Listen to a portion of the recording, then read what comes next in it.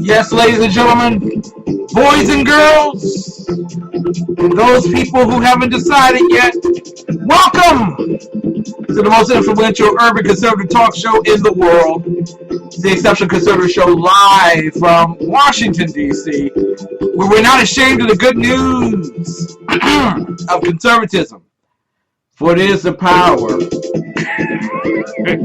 of liberation. First to the Republicans and then to the Socialists. Ladies and gentlemen, we have a jam-packed night tonight. And some of this stuff is actually going to come from a show that I did earlier this week, in fact, yesterday. As you're listening to the lift, you know what we do. We take off our hat.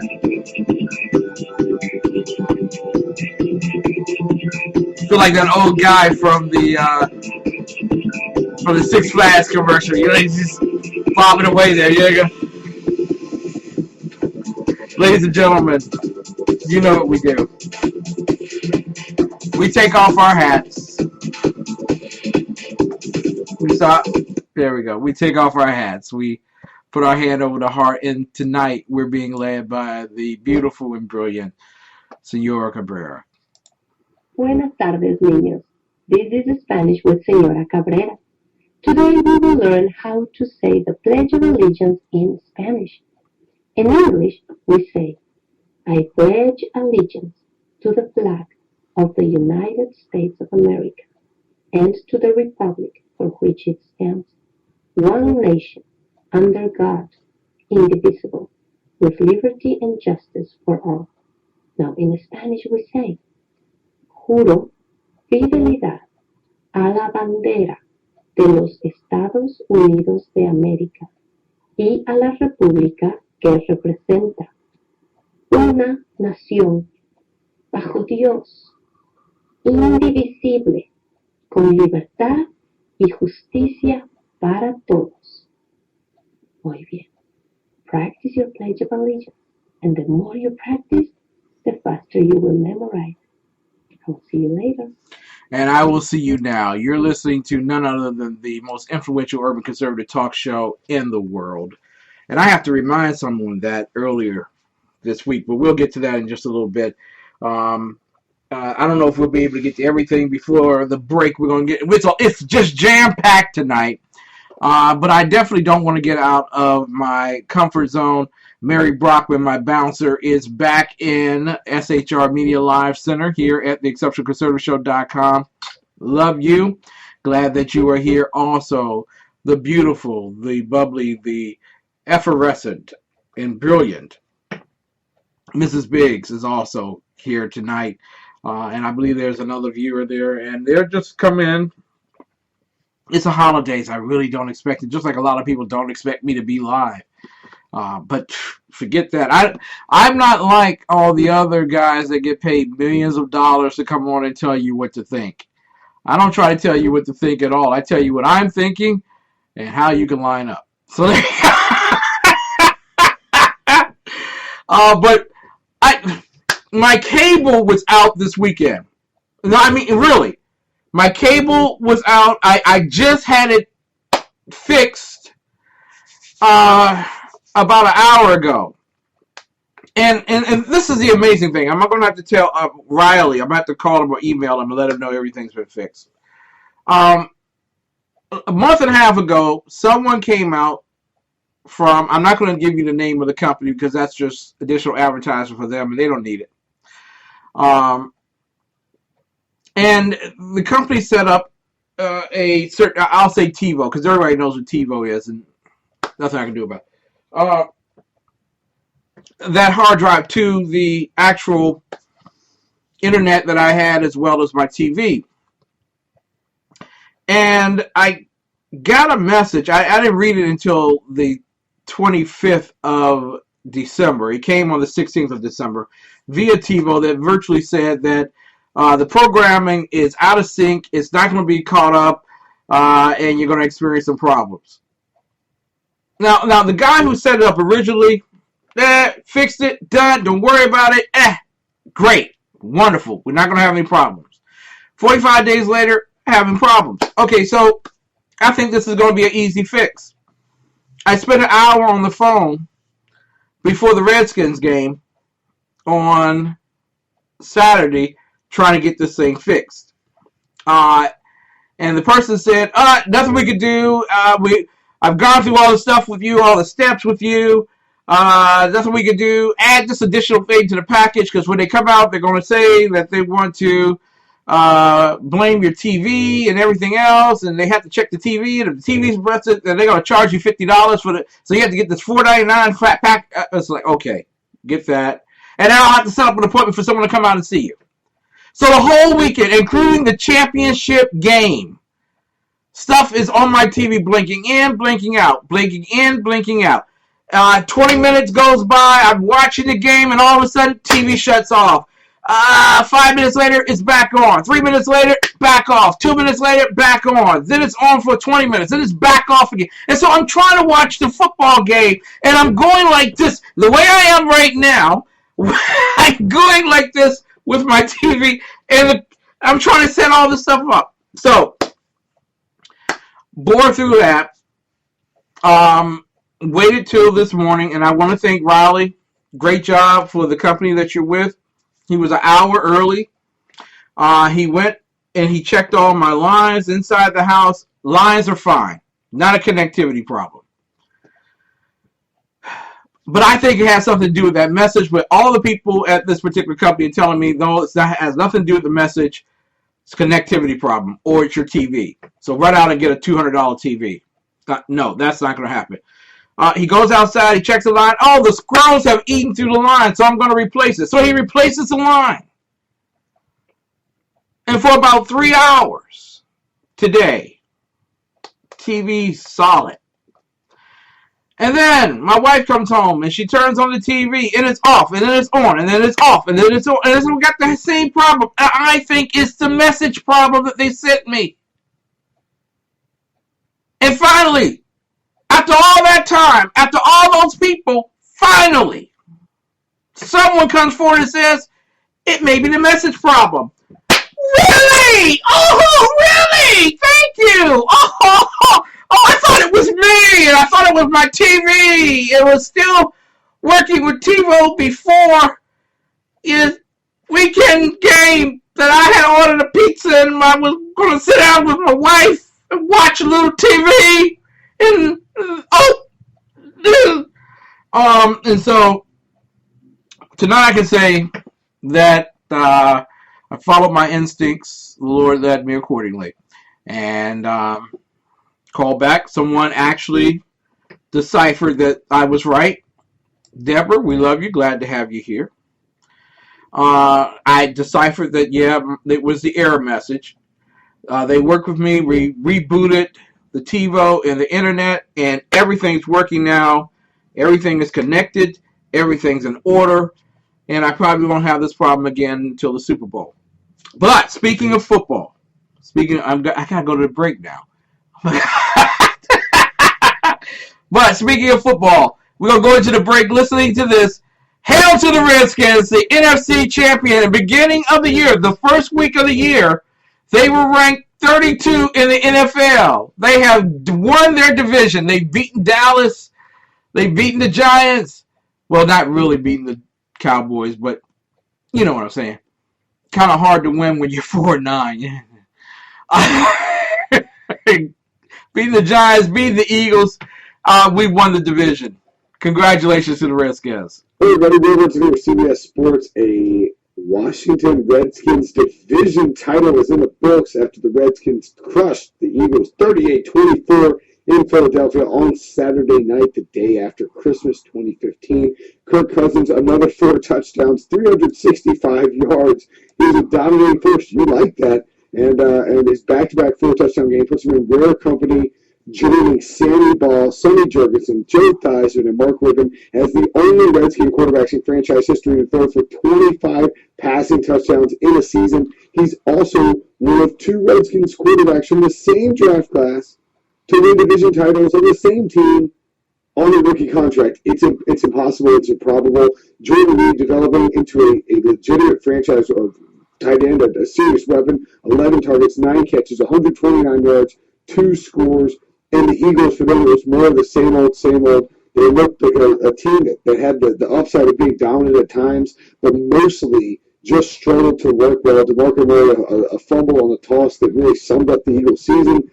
Now it's going to be an off-season with the Eagles, Giants officially eliminated. It's an off-season, wondering about the future of Chip Kelly in Philadelphia, and we move forward with the Redskins likely playing the Seattle Seahawks again. If it feels like deja vu, it should, because this is where they were with Robert Griffin III leading the Chargers a few years ago.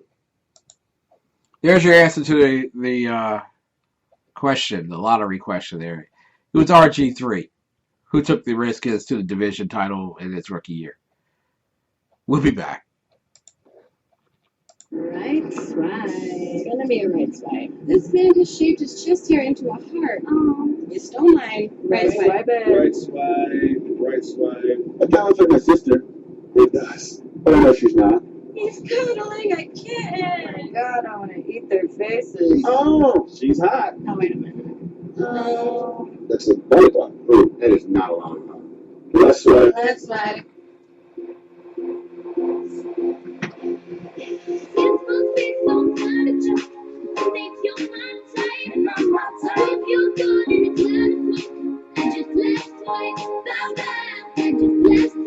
Let's swipe that. You gotta swipe it left. Yeah. You gotta swipe it left. Let's swipe that.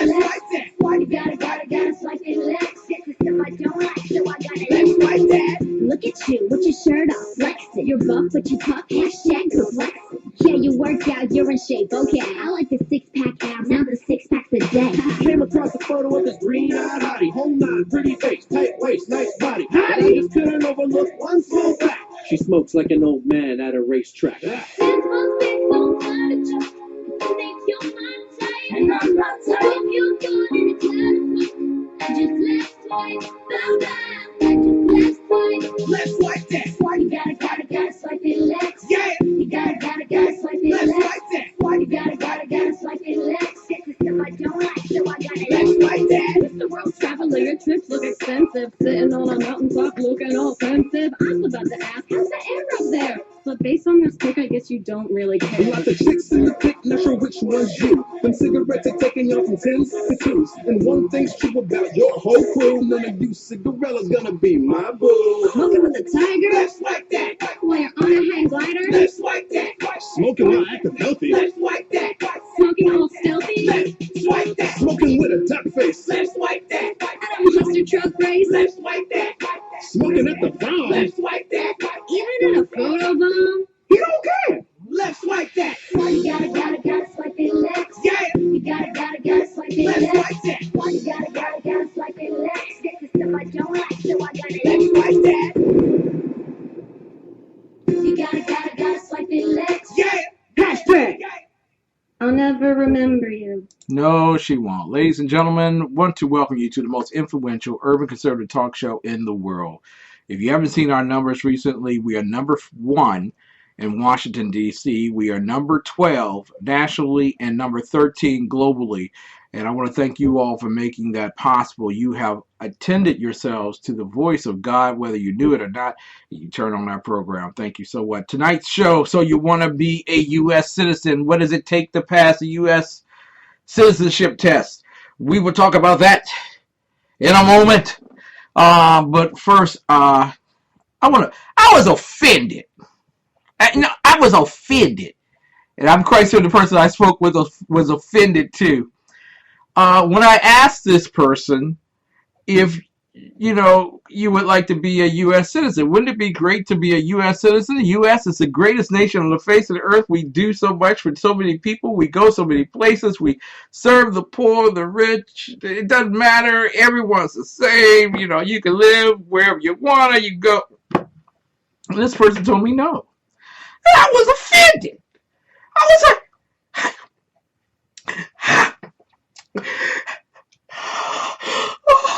how could you not want to be a U.S. citizen?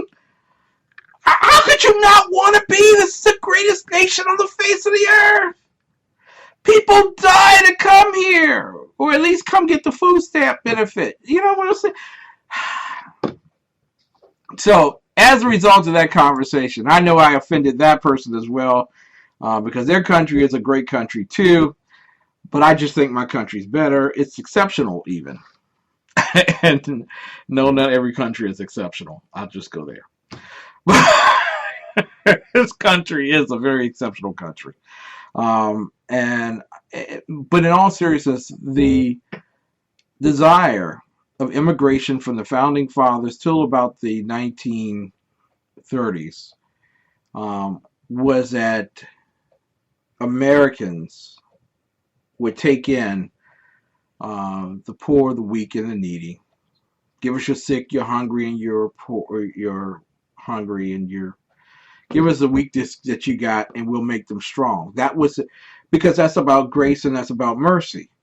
That was a Christian principles. People don't want to assign immigration to Christian principles, but really that's what it was all about. It was, you send us your weakest, those that you hate and despise, bring them here, and we will uplift them, and they will become better than the ones that you so loved back home. The concept is not just about grace and mercy. It's about e pluribus unum. It's about all of us becoming one. And listen, there's nothing wrong with your hot tamales. There's nothing wrong with your Swedish meatballs. There's nothing wrong with your matzah. You know, everyone can still enjoy the fruits of their culture, but when we come together, we are one. We don't have 27 different languages for the voting. We don't. You know why we don't? Because in order to be a citizen of the United States of America, you have to speak English. You have to read, you have to write, and understand English. So why isn't English our official language?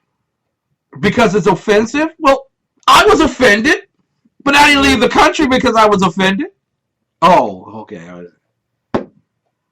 So tonight we're going to talk about U.S. citizenship and testing for it. And actually what the process is for many people. And a lot of people tonight will be shocked at all the hoops that you have to go through to be an American citizen.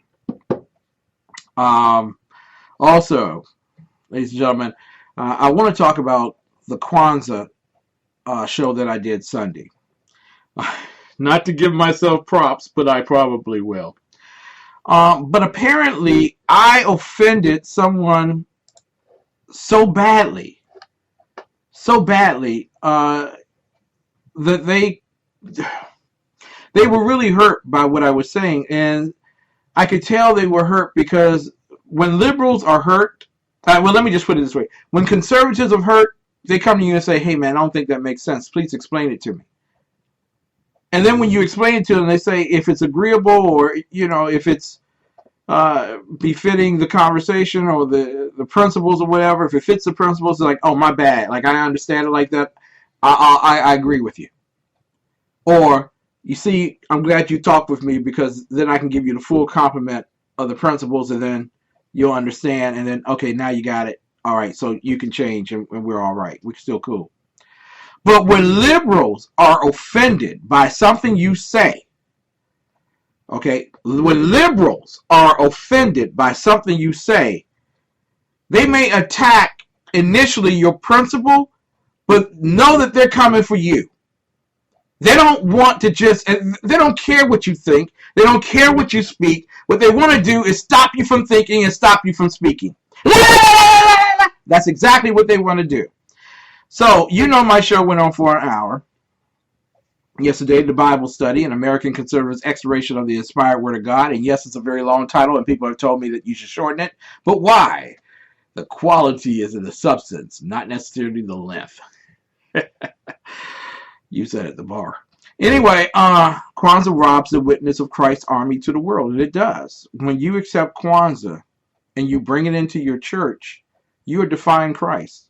And I don't mind saying that to people. If it hurts your feelings, then you're just gonna be hurt. That's all right. We ain't got to make love to one another. You can go back to your house, and I can go back to mine. But the bottom line is, you're practicing idolatry. And so can I play a clip? I just want to play a clip I'm not trying to give myself props, but hey, let me show you exactly what I was talking about. They call him Counselor. The government's on his shoulders. And then they call him the Mighty God. Mighty God. I don't know if that Gibor is the term there. It's H1368. If you don't know what mighty is, it means champion.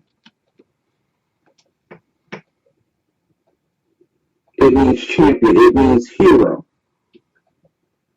Powerful. If your hero is still someone who wishes to divide and conquer with hatred, lies, and innuendo, then you're not here. You are here. And you call yourself following Christ. It's time to make a new day.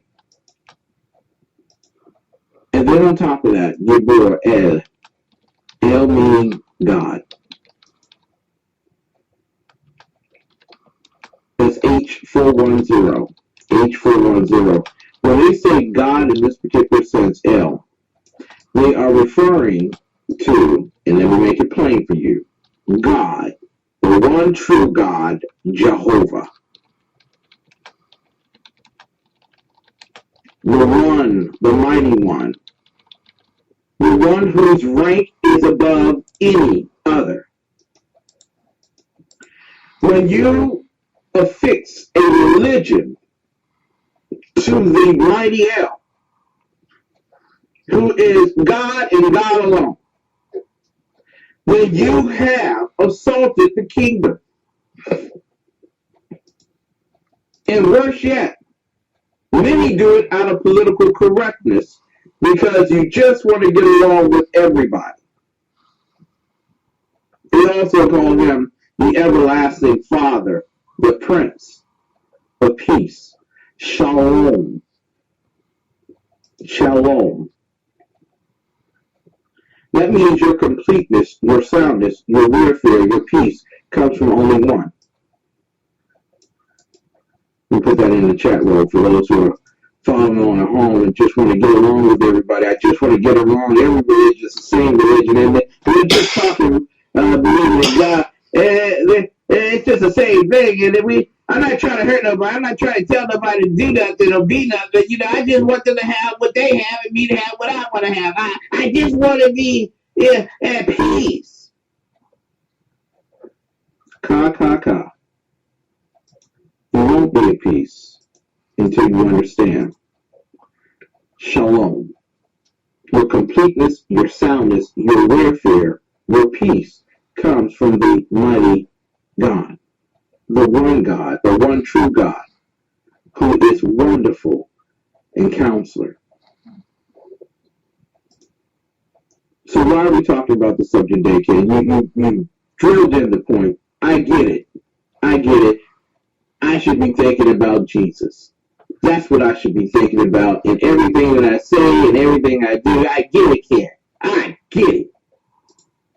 But there's still room for Kwanzaa, man, because the white man still is trying to keep the black man down. And as long as the white man is trying to persecute and persevere and take away that which is the purpose of the black man, then the black man will not know peace. And the peace that cometh unto man shall never know true peace, which comes from God. You know all that sounds good? Well, all I got to do is do that for a lot of people, and it sounds good. But it's foolishness. God does not divide you by the color of your skin. He divides you by your faith in his Son, Jesus Christ. If anything separates you from the love of God, then you need to separate it from the love of your life. Kwanzaa. William J. Bonetta writes, In fact, however, the line that I have quoted is the model of a real organization. That quoted line is anywhere we are, us is. A real organization that was originally named United Slaves, but now calls itself the organization US, for simply us or US. It was created over 50 years ago in Southern California by a black racist. I bet you didn't know that. Let me put this in the chat room for all you Kwanzaa seekers. And you know where to go if you need any questions to be answered. You can easily address me. I'm here.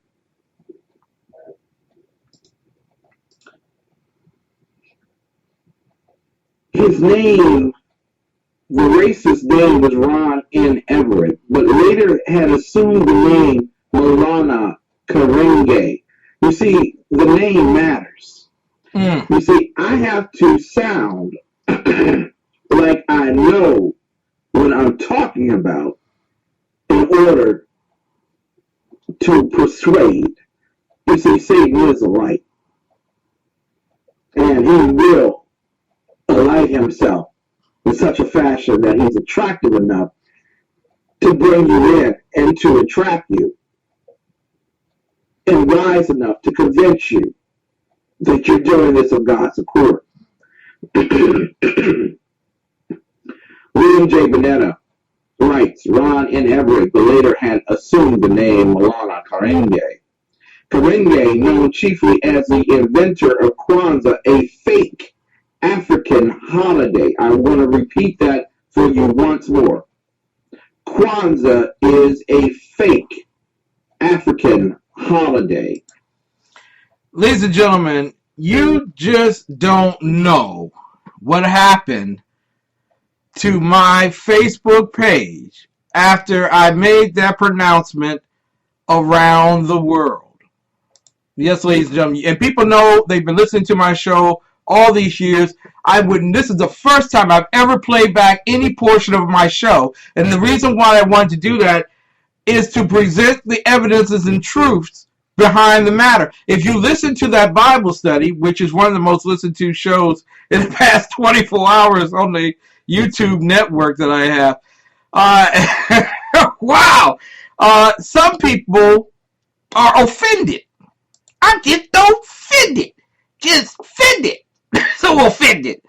You're right, Mary. Africans never heard of Kwanzaa. Mason Weaver sent me a note earlier today talking about Kwanzaa, and he graduated from Berkeley, which tells you a lot about a conservative who had to graduate from Berkeley. A black conservative at that. But he said he speaks Swahili, has lived around people who have spoken Swahili. He understands Swahili. And when he asked people in Swahili if they had ever heard of Kwanzaa, they all burst out laughing. The gentleman who protested me thought I was lying about all this because the people that raised him, and if you all should have been listening to me during that week that everybody else took the vacations or whatever. I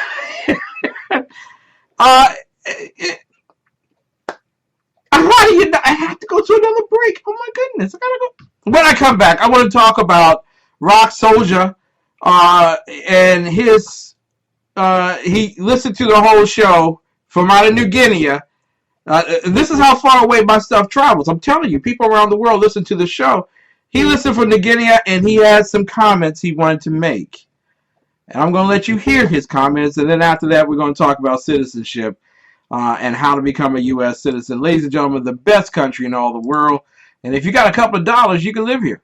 Hi, my name is Christopher Arnold. I'm the executive chef of a Greek restaurant, and today I'm going to walk you through some of the meals that we prepare here.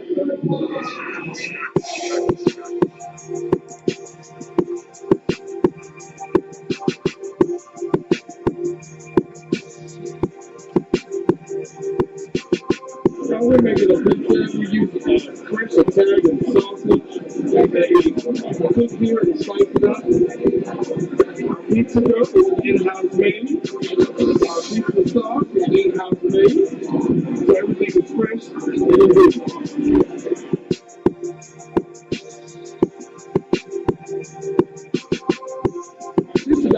curry chicken. The sauce is made with coconut milk and the Thai red curry. It is juicy chicken thighs as well as some mixed vegetables, served with jasmine rice and pita bread.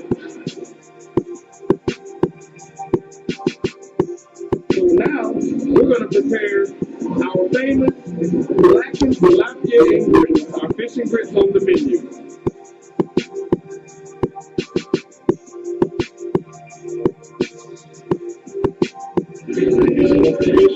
And our meal will be complete.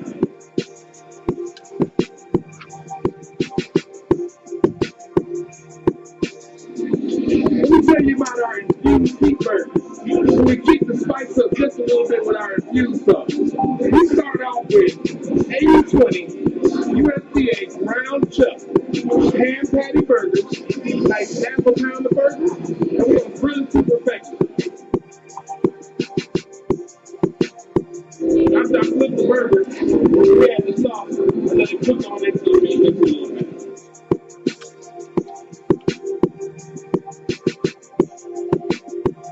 We're going to add a little bit of pepper jack cheese to this burger, spice it up a bit.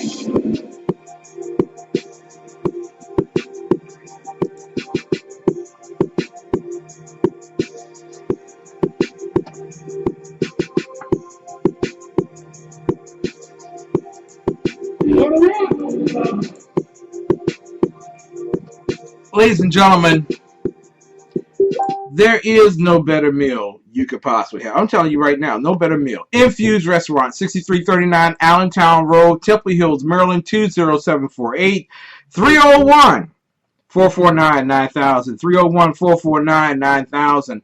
If a girl gave you that number on the bus, it's probably because she's listening to the show. Infused.com. Don't call that number. Ask it for her. She has no intention on picking up the phone. So, ladies and gentlemen, make your next meal Infused Restaurant out in Temple Hills, Maryland. It is an icon of the District of Columbia. Well, of the nation's capital. Can we go that? So, ladies and gentlemen, I want to pick up from whence we came, or were.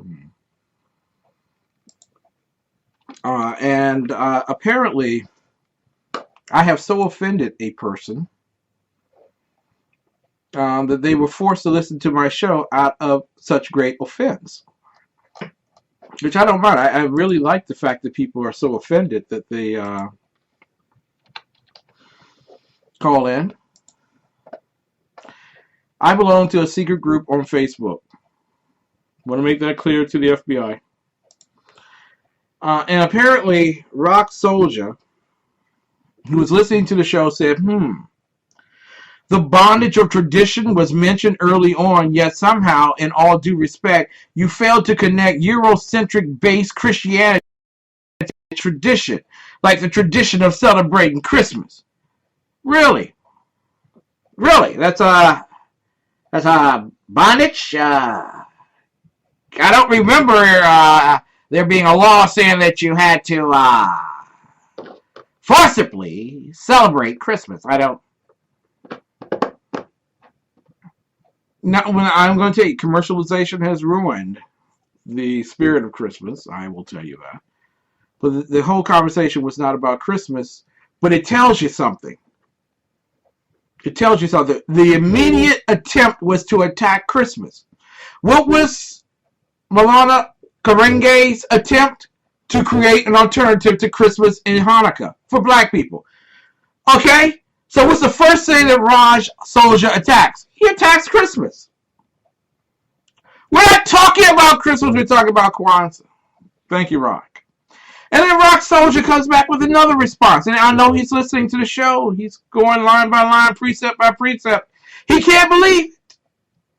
Such truth magnified before him, enlightening him, tearing away the scales of his eye. Oh, the agony, the pain, the grief of becoming so close to the light of conservatism. Oh, as a liberal, I have not prepared myself accordingly. I normally wear shades. So, Salter says, I appreciate what you're doing, but there are a number of logical now. And this is, if any man has ever been to the barbershop, When a brother busts out with words like logical and fallacies, you obviously know slightly amused of himself. Okay, there are a number of logical fallacies. Not illogical fallacies, but logical fallacies. Okay, well, I'm glad you brought those up. At play here, if you're going to have a biased opinion about one tradition, it seems only fair and appropriate to acknowledge the bias. What bias? There's no bias. I told you the truth. Kwanzaa is fake. There's no bias in that. Even the guy who created it said it was a fake holiday. What do you eat? I mean, how come the oxygen doesn't go all the way upstairs? It's the only question I have for you, sir. You can get that checked. Because he's on this. If you hate this and you got to compare it to that, they're incomparable. They're incomparable. They really are. And then he goes, I see you took the liberty. Oh, well, that's a conservative point, isn't it? Perhaps to be provocative, to change the definition of Kwanzaa to the 7 principles of blackness. I'm doing my best to listen to this video, but it's dripping in black respectability politics and bias.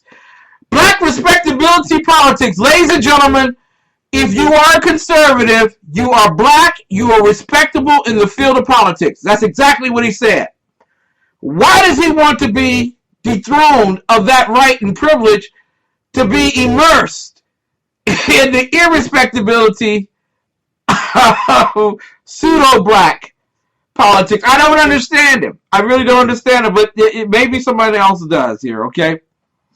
Then he says, in all due respect, you know when a liberal's upset with you because that's the phrase. In all due respect.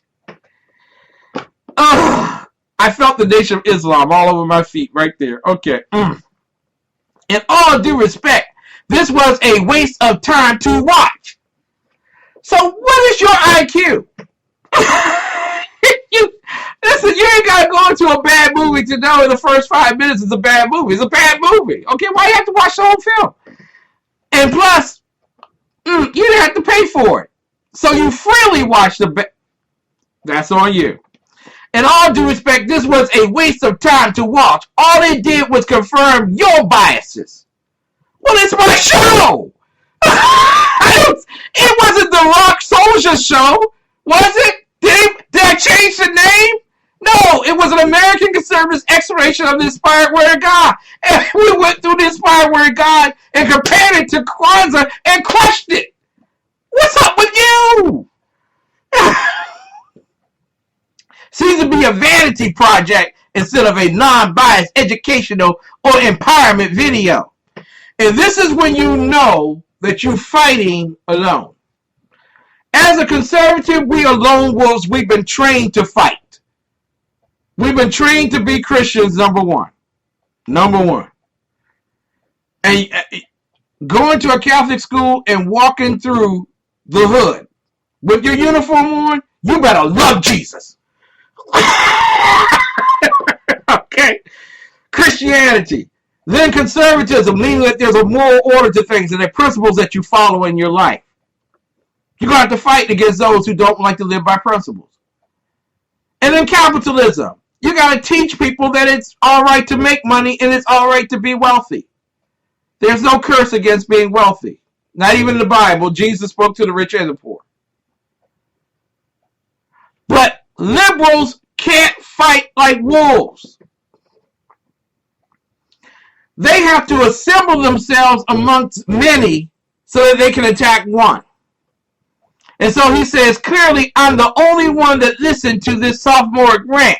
There's so much to pick apart that I'm paralyzed with indecision. That's a clue that you're liberal. All liberals are paralyzed with indecision. That's what they are. They're paralyzed with indecision. Conservatives are not. I've already decided. I already know. Now, if you can present me some logical fact here, not fallacy, but logical fact, I may be persuaded, but I am not persuaded by your grinds and rinds and bemusements. So this is my response back to him. And there's a theme here in my responses. Karenge establishes Kwanzaa, an African American holiday, to give blacks an alternative to the existing holiday and give blacks an opportunity to celebrate themselves and their history rather than simply imitate the practice of the dominant society. Oh, where did I get that one from? That was from Afro-American History. Afro-American History Timeline, 1965 to 1969. If you go there and look, you'll find it right there. So I have done my research. I'm going to put it in the chat room just in case somebody thinks that I haven't done my research. Here we go. Okay. New Guinea. I'm sorry. Thank you, Mary. Thank you. Mary's always watching out for me. Mary's my other producer for my show. The other producer is my wife, Mrs. Biggs. They produce my show. They make me look good. New Guinea. Okay. So it is the African American timeline, 1965 to 1969. New Guinea, right off of Australia. There you go. Okay. And then here's another piece.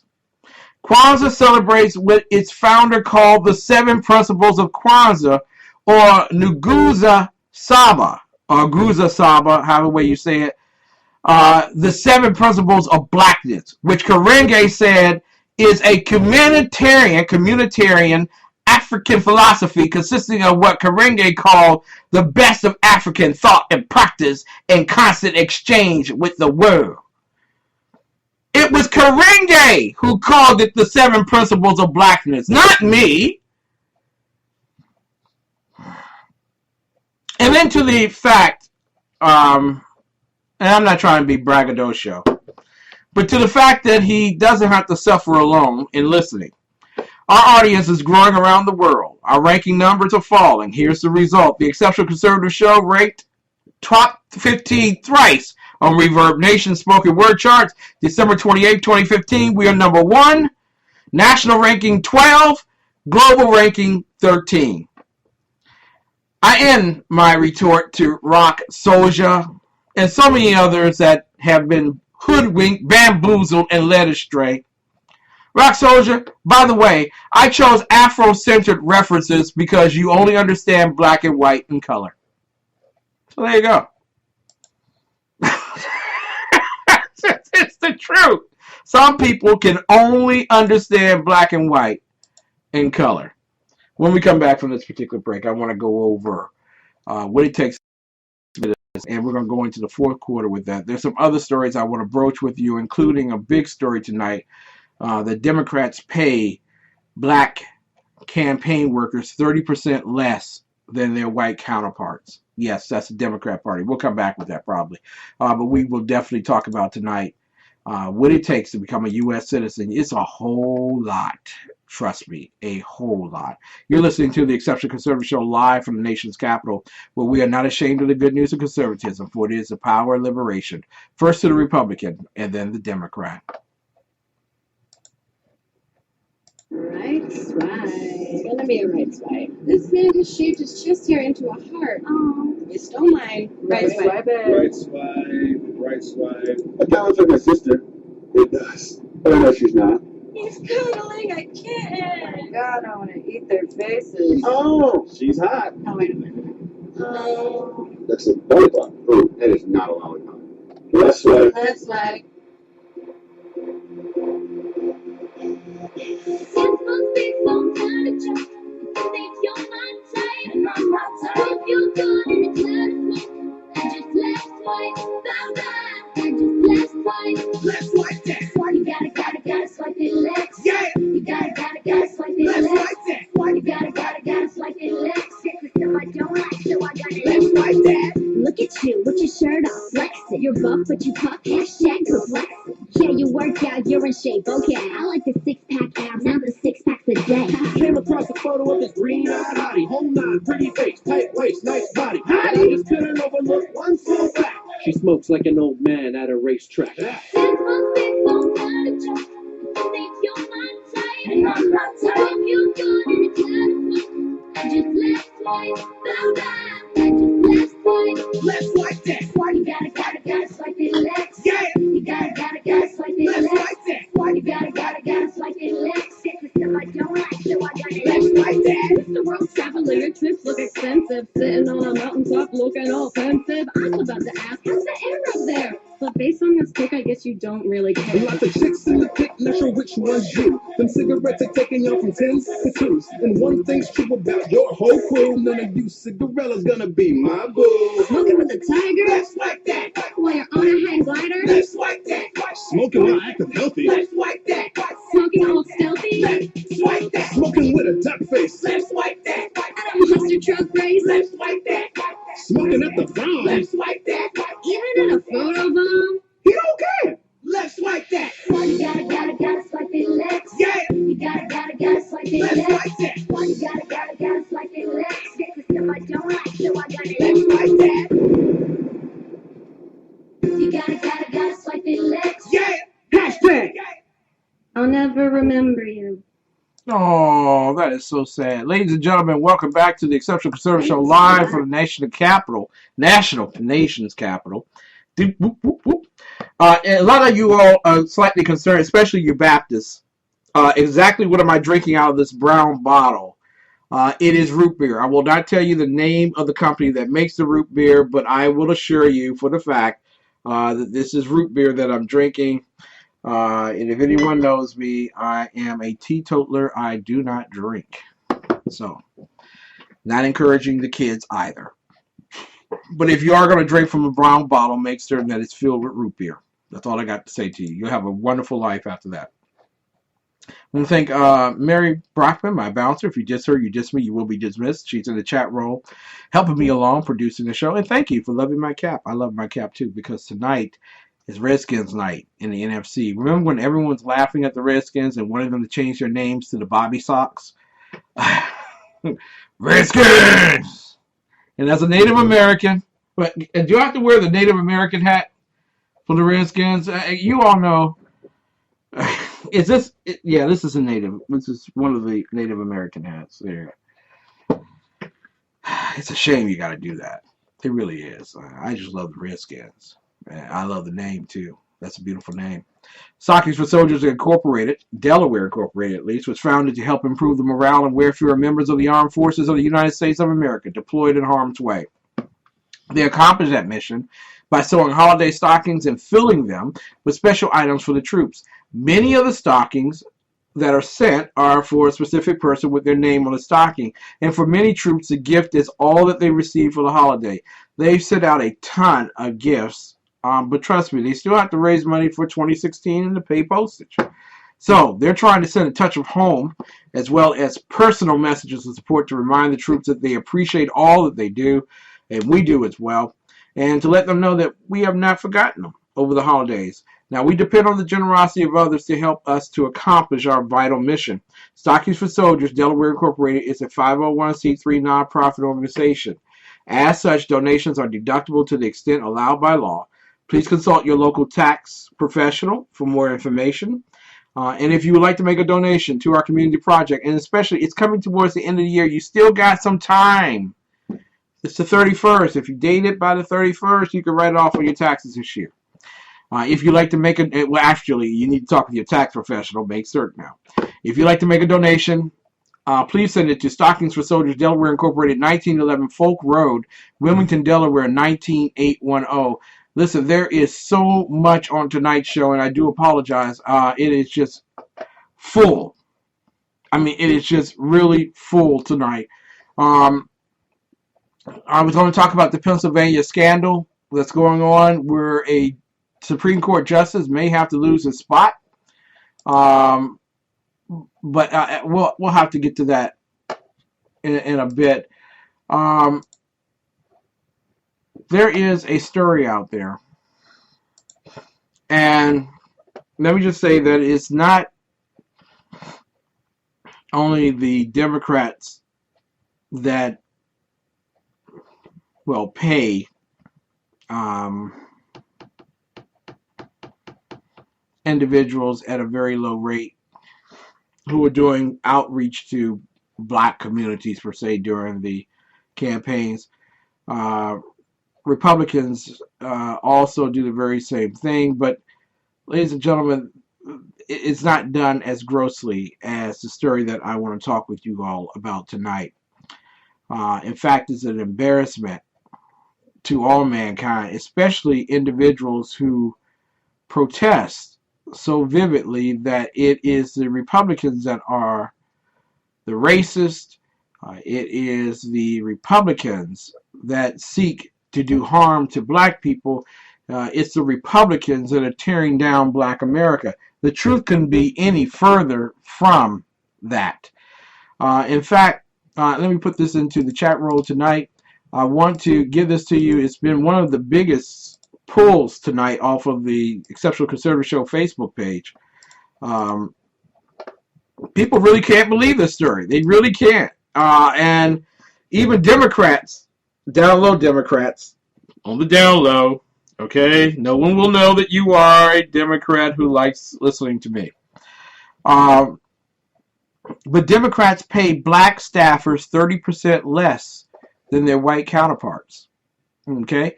Just want to make that apparent and clear to you. And this was written by Tim Mulk of the Daily Beast. So this is a reputable firm of news. According to them, campaign staffers who are people of color routinely get paid less than their white counterparts and are often given less glamorous jobs. How an antiquated understanding of race relations results in minority staffers getting this short shrift. If you're a person of color hoping to get hired by a political campaign, here's the ugly truth. You'll probably get paid less than your white counterparts if you're even hired at all. Now, we as African American, black, colored, Negro, or however, who happen to be that, who are Americans, understand this because the GOP doesn't want to bring money into urban America to run candidates because they don't want to lose. And they see it as a losing proposition. So you're not going to get the hirings of top staffers based on color in that particular instance because, it's just not economically feasible. And that's a reasonable expectation. Not something I like, but it's a reasonable expectation. Why spend $400,000 on someone who is only going to get 3% of the vote? You're just not going to do that.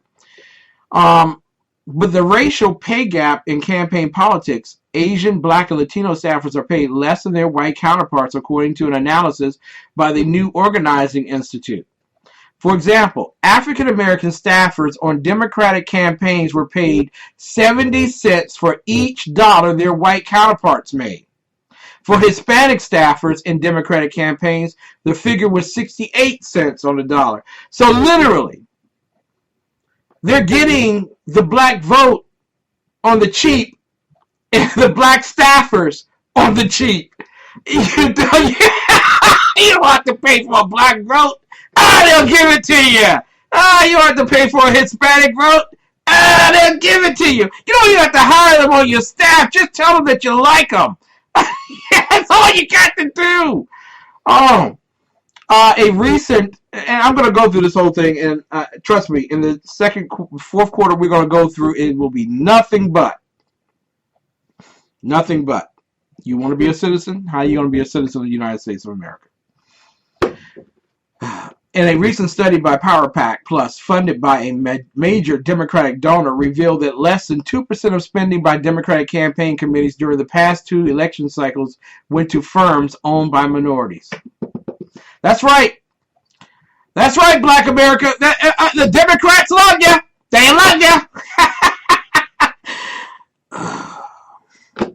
Political operative Michael Gomez Daly worked on 2 congressional campaigns in 2012 with similar budgets. On one campaign, Daly, who describes himself as a very light-skinned Hispanic. That makes him almost eligible to be Obama. Cleans up well. Was brought in as a field director primarily for his skills as a Latino operative. Wow. Democrats have Latino operatives. Man, that's socialism at its best. who could reach out to the Hispanic community. Yeah, go ahead. Go out there and tell them the same thing, but use that gobbledygook language you use. What do you call it? Spanish. Yeah, use that. On the second campaign, where they did not know he was Hispanic, I just came in as Michael Daly instead of that Latino operative, and he said right off the bat they offered me twice the amount for the same job. These are Democrats now. These are Democrats. Oh, your greatest worry should not be Republicans. They are the Democrats. Most of the operatives interviewed for this article, all of whom have years of experience in campaign politics, said they had to make an early conscious decision. Trust me, what I'm talking about tonight will be on the morning news somewhere in Washington, D.C. tomorrow. They will be talking about it. They may not like it, but they will be talking about it. That's why I do stuff like this. That's why more and more down low Democrats are listening to this program. That's how the numbers are going up.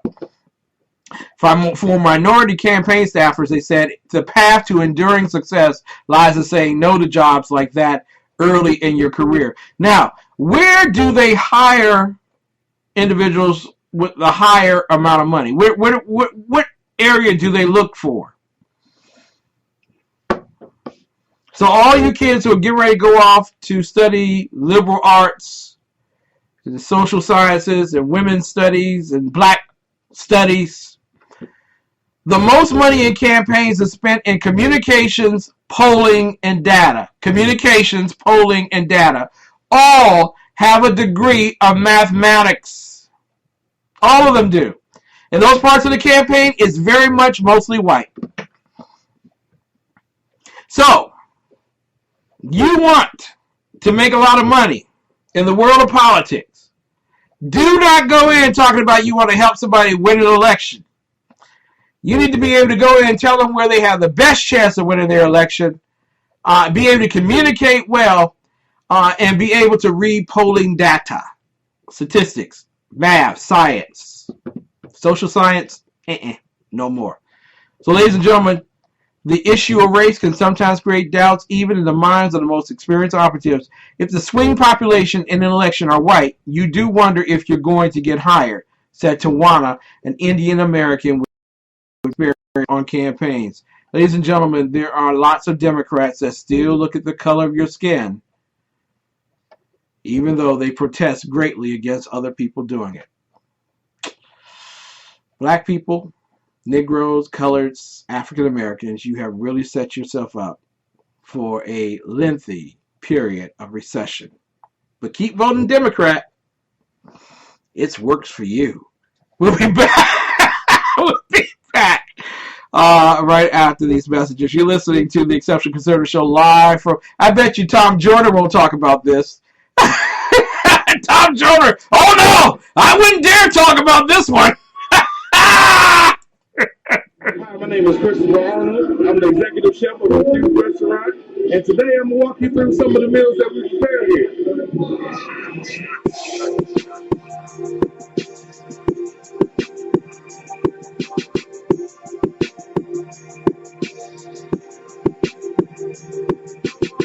So we're making a pizza. We use fresh Italian sausage that they cook here and slice it up. Our pizza dough is an in-house made. Our pizza sauce is in-house made. So everything is fresh and good.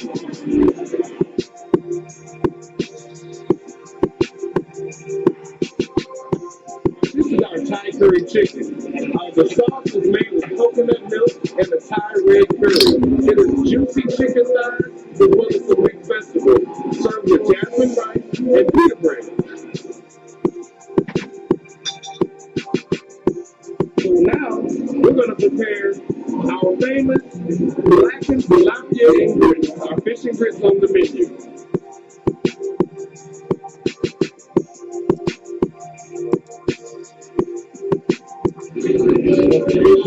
And our meal will be complete.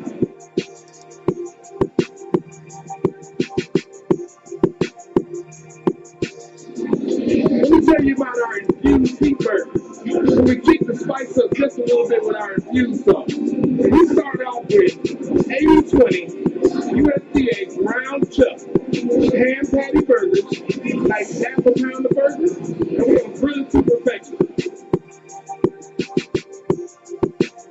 After I flip the burger, we add the sauce and let it cook on into the meat a little bit.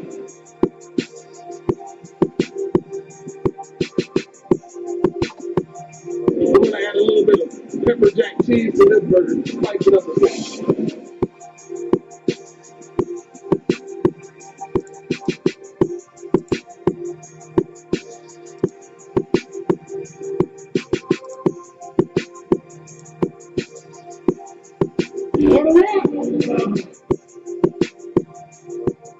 Ladies and gentlemen, it is nothing but the truth to be able to have your meal. My name is Chris. Thank you, Chris.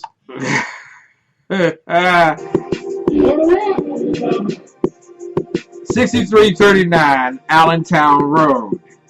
Infuse Restaurant. Listen, 6339 Allentown Road, Temple Hills, Maryland, 20748 301 449 9000.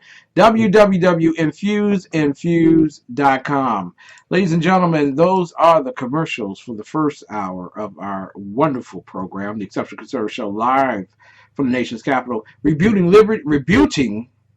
Liberty, High Plains Talk, SHR Media, the Voice of Liberty, Blueberry Stitcher. Thank you all so much for carrying our beloved program. When we come back after our Pledge of Allegiance, none other than Lonnie Poindexter.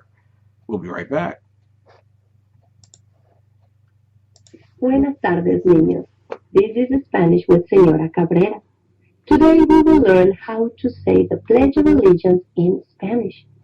In English, we say, I pledge allegiance to the flag of the United States of America and to the republic for which it stands, one nation, under God, indivisible, with liberty and justice for all.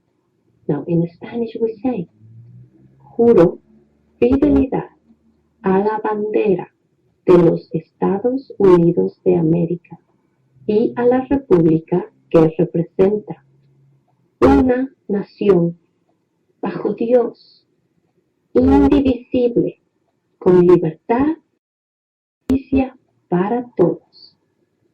Muy bien. Practice your Pledge of Allegiance, and the more you practice, the faster you will memorize.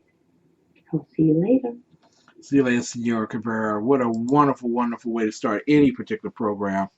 You're listening to the Exceptional Conservative Show live from the nation's capital. We are certainly not ashamed of the good news of conservatism, for it is the power of liberation, first to the Republican and then the Democrat. I want to thank Mary, my bouncer, who is in the chat role at SHR Media Live through the ExceptionalConservativeshow.com. It is wonderful to know that if you diss her, you diss me, and you will be dismissed from the program. And we really appreciate you, Mary. We love you. Also, Deborah Blair, we love you as well. Glad to have you here. And, of course, the lovely, the beautiful Mrs. Biggs is watching us from Ustream or Livestream. And so glad to have her always executive producing my program. Ladies and gentlemen, there is a gentleman who routinely comes on our program every Monday night at 10 p.m., and he busses it all up. I mean, he is a man of men, and most importantly, a child of the Most High God. And certainly he brings his A game with him every time he's on the air with us. He is none other than my very good friend, Lonnie Poindexter. And he is Urban Family Talks Lion Chaser host of that wonderful radio program. And in just a moment, we will have him up. No, there we go. 2 ringy dingies. 3 ringy dingies. 4 ringy dingies. Hello. Hello, Lonnie Poindexter. It is a pleasure and honor to have you on our program. What's going on, the Exceptional One? I just feel honored to be on the show, brother. You know what? You make this show prestigious every time you come on. So the check's in the mail, bro. Hey! Listen, You have enjoyed the holidays with your family, and how's California? Is it still in one piece? Well, there's a mass exodus out of the state. I think that's what's causing the weather patterns. It's colder here in California than it is back in Washington. You ain't lying. That's so true. But it's very rainy here. Listen, there are big stories that I haven't had a chance to talk with our guests, our audience, about, but you have a great knowledge base of. The first one is one that came out earlier this afternoon, and it's about the police case on Tamir Rice. And I mean, it just seems to be an endless number of these particular stories come out. Can you tell us exactly what went on with Tamir Rice? Well, as you know, Tamir was a 12-year-old that was out on the playground and had been reported as a young black male brandishing a gun. And law enforcement showed up, and the tragic result was that young man was killed. And it's really interesting. You look at the photographs and so forth, the videos and all that. Everybody's got an opinion. But I posted something here in social media. I just want to read to your listeners. It just kind of, for me, sums up. I said, the evidence was presented, and the ruling was no error on behalf of the officers involved. Case closed. A tragic event. Watch the Black Lives Matter out. The spin doctor stir up the passionately misinformed in 5, 4, 3, 2. And just basically saying the stage, and boy, did my page light up with comments. Folks are on both sides of the issue. And I think people get caught up and they see the little photographs. I remember Trayvon Martin. They showed cute little photographs of Trayvon as a bull, and he's a cute, precocious little guy of about 11 or 12. They didn't show the photographs of Trayvon as the teenager who is about 6 foot plus. 18, yeah. Mm-hmm. Exactly. Yeah. And looking all gangster and thuggish because the media did not fit the narrative. And you remember George Zimmerman was painted as the crazed white man who was stalking this poor child. And I see elements of that in this case with Tamir Rice. It's tragic that any 12-year-old would lose his life. And everyone wants to argue the points and what law enforcement should or shouldn't have done. I have a lot of law enforcement officers that follow me in my feed. And I think some of those who follow me who happen to have the darker paint job like myself feel that I should be defending their position on the issue because they believe that police are it's open season on young black males. And here's my point, and then I'll throw it back to you, sir. Mm-hmm. At the end of the day, this young man's not here because of daddy issues. Yeah. Now, I was raised in a household, and I remember being 12 years old. Let me just be blunt, let our listeners know that I was 12, 13 years old. My dad actually gave me a .22 rifle because my father was a country boy. Yeah. From Mississippi, and when you got to be 12 or 13 years old, they gave you a firearm to go out and shoot squirrels, because you had to bring supper in or whatever. But you were taught how to be responsible with that weapon. Now that was a real rifle. Yeah, I then lost my mind, and I take that thing to school, to the playground, any place else to brandish it. This young man had a toy gun. But where in the world was the paternal oversight to teach that young man you do not want to be out brandishing a weapon, especially if you happen to be a young black male, especially in the current era that we're in, current events taking place across the nation. That's no longer here. It's tragic. That police officer has to live with the choice that he made to fire his arm. But I think that the ruling that came down is favorable, but you can bet your bottom dollar that the Black Lives crew will be all over this. And your brothers, the Race Brothers, the Race Brothers, I'm sure will be scheduling a press conference tomorrow the day after. Exactly. If they're not already being helicoptered in to protest, they probably got people being bussed in from Tijuana to come protest this particular event. You're guaranteed food stamps if you protest. And we're talking with Lonnie Poirier, is an amazing broadcaster, world-renowned, and the host of Lion Chasers. We're talking about Tamir Rice, and I know a lot of people, at least on my side, think that, well, Ken, you're not really black anyway, so I know you're going to line up with the police But yeah, you know, you're not black enough to make a comment on this, kid. But here goes. I don't know how many people in the world have as much information to make a decision on these blockbuster cases as the grand jury does. Thank you. I trust to keep the people that come on the air, Fox and MSNBC and whatever, they give their legal opinion, but that's all that it is. It's not based on facts. It's based on opinion and based on some things that are just hyperbole at the very best. Take, for instance, you raise the gun issue, and it should be something that's talked about succinctly. That gun that he had looked like a 9M. I don't know. And wasn't it these same liberals that made it a case in point in the 80s, and certainly late 80s, early 90s, that every toy gun had to have an orange cap on it? What was his orange cap? Well, he knew that the orange cap would not give the street cred that he desired. Bingo! You know, when you're back, can you say that again? Lonnie, can you say that again so that my fellow down low listeners who are ready to go out there and march behind Shaun King and the rest of the Black Lives Matter crew, he gets a pass. Can you tell them again why there's no orange tip on that gun? Because he made sure there was an orange cap on that gun, so it would brandish and look like a real weapon. They've got photographs and video of that gunman pulling that weapon out and scaring people to the point folks ran from the area. So when the police show up, they're in reports somebody brandishing a gun, so they're on alert.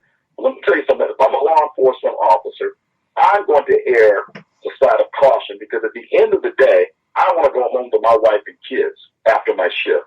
Yeah. I'm not here to sit there and do critical thinking and sit there and ponder for minutes on end about whether somebody's intent is to shoot me, especially if I'm in the day and age where young black males have a propensity to stand up and stand against law enforcement officers.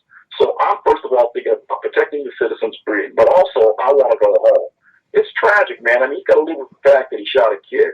Yes! You got to live with that. Yes! I mean, to say that this guy's in error because he pulled out his weapon and fired upon a kid. Now, here's the thing that they're saying now gets me. Well, after 3 seconds, they shot him. They didn't even sit there and determine the circumstance.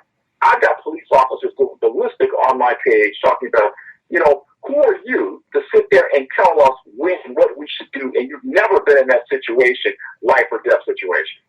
Now, you know, the person who says that, who stands in front of the barrel of the gun, will probably say, you know what? How come the police didn't come right when I called them? You know what I'm saying? You want them to do stuff for you that you can't do for yourself, and when you're put in that situation, you blame them for not being able to do what they're supposed to do.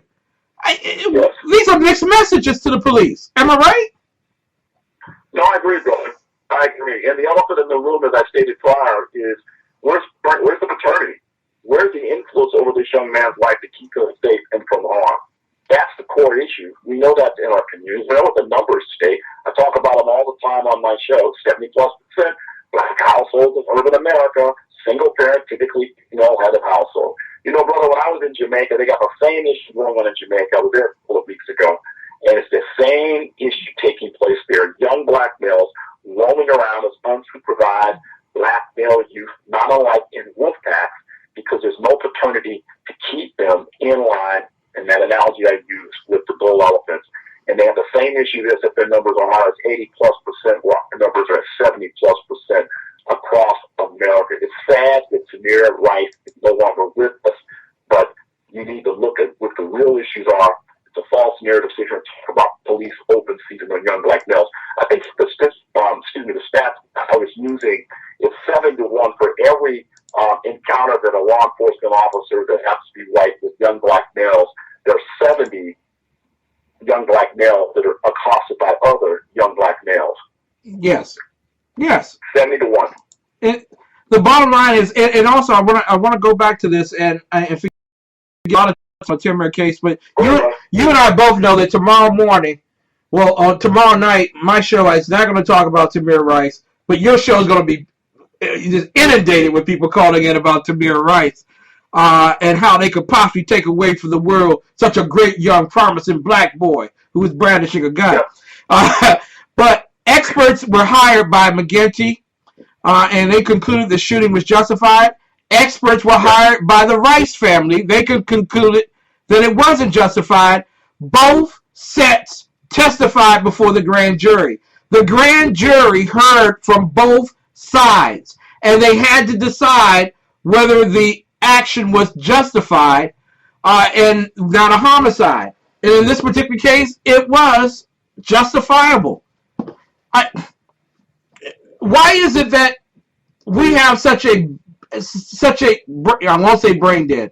We have such a community that believes that the jury, no matter how it's picked, it's just going to be guilty every time against a black person? You know, the core issue is folks want to believe the narrative that would justify their angst against people based upon the color of their skin. Mm-hmm. I was talking with someone about that, Dr. Eric Wallace earlier about this. He's going to come on my show on Wednesday. We'll be touching on this subject. And I was talking also with Christopher Harris from Unhyphenated America a little bit earlier in the day as well. And I said, I think the core issue is we as black Americans have an identity issue or a self-esteem issue. Yeah. We want white Americans to like us. We walk around with a chip on our shoulder looking for events to take place to prove to us that white people don't like black people. And I know this segue a little bit different, but I'm going to try to tie it all together. Yeah. At the end of the day, Ken, I don't care whether white people like me or not. Mm-hmm. Because I'm not defined by whether one ethnicity recognizes me as another ethnicity.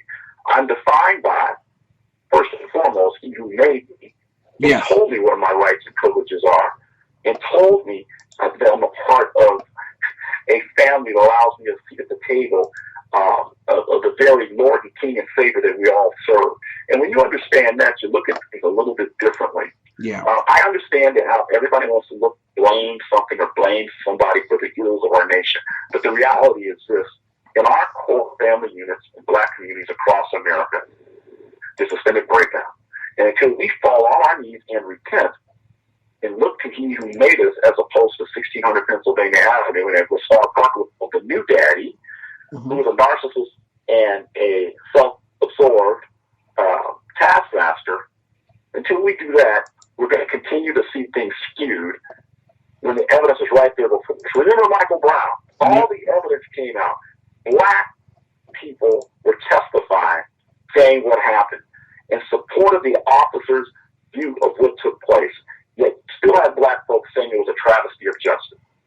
Exactly. One last point. You know where we live, Washington, D.C. The mayor has doubled down on her hands-off approach to policing and has forced the city to purchase 4,000 cameras so that police officers could wear.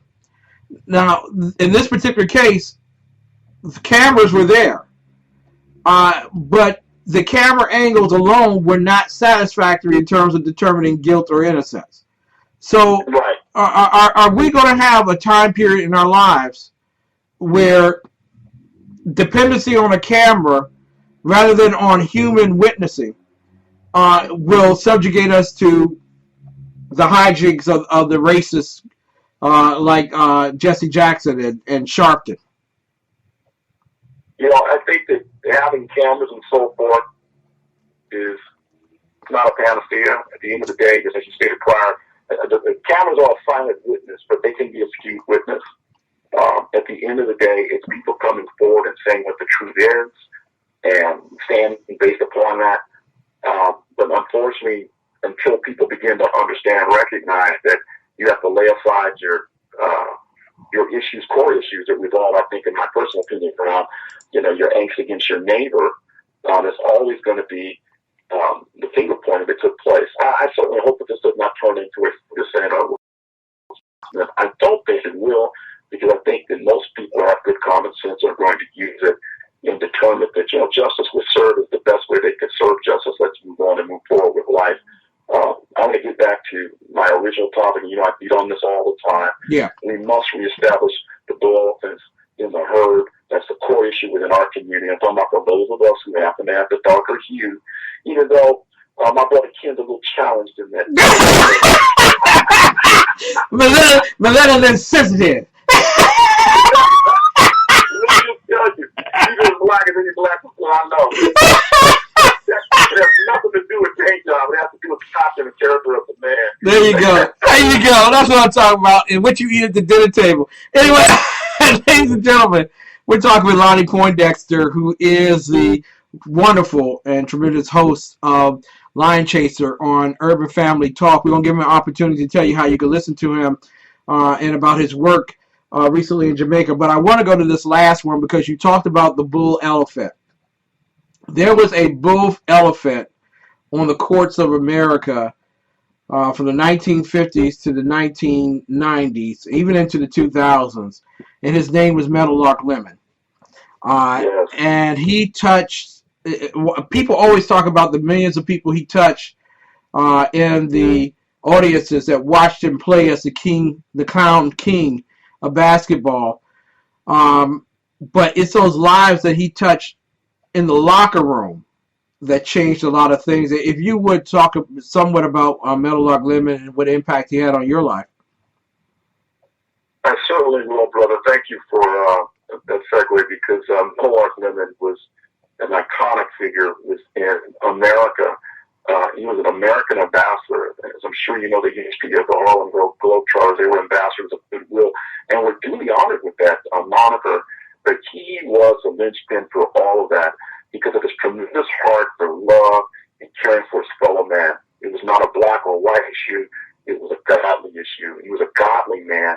Amazing story of rags to riches, overcoming, and all of that. If you know this unique story, but a tragic loss for us. I remember the first time that I saw the Globetrotters play in person. My father took me, the Bull Elephant, took me to a Globetrotters game in the Los Angeles area at the Fabulous Forum. They were performing there, and I had a chance to see them. And because my dad remembered them from the time when he was in his youth, so it was a generational thing for us as well. It was a wonderful time. And here's the thing I remember: there was not black, nor white, nor Latino, nor Asian, or any other persuasion in the Fabulous Forum when the Globetrotters play. They reached out to each and everyone. I saw little white kids, white boys and girls go out onto the, because remember, he would pull the children up onto the onto the court and interact with them with that gamesmanship that they would do and would touch those children's hearts. And those children forever changed from that. Those pictures are in my head. That's the America I know and love. That's the America that I saw as a kid. So in spite of the obstacles, racial and otherwise, the Globetrotters represent all that. And Meadowlark Lemon, as I'm sure you know, he was a Christian man. Yes. A godly man, was strongly in ministry in the latter years of his life up until the day he passed on. Truly a tragic loss for us all. It is a tragic loss. He was an ambassador not only to the world of the United States of America and the goodwill of our nation, but he was a great ambassador for Christ. Yes, he was. And coming to Christ later on in life, first having served in the military in the U.S. Army, God bless him in his service to our country as a veteran. But he also came to Christ later on. He became a doctorate in the field of theology and started his church out in Arizona. And right next to his church, he created the Bucketeers, the Meadowlark Lemon's Bucketeers office as well. So it was like he had a gym next to him and a gym on the other side of him called the church, where people practice their faith. And he was a sincere lover of people. He really was. And you know the stories about him coming to the stadium like an hour or so ahead of time. And like a lot of people, you know, you wouldn't see the stars until they came out. He was out in the arena, you know, signing autographs and talking with people and taking photographs with kids. I mean, to actually be able to stand there, I never got the opportunity to. I always wanted to, because you know my height and my size. I was always going to be in the NBA. Yes, you were. You're Rob. I want you to know you're Rob. But he just seemed like such a wonderful person. Wilt Chamberlain said Meadowlark Lemon was the best overall basketball player he ever met.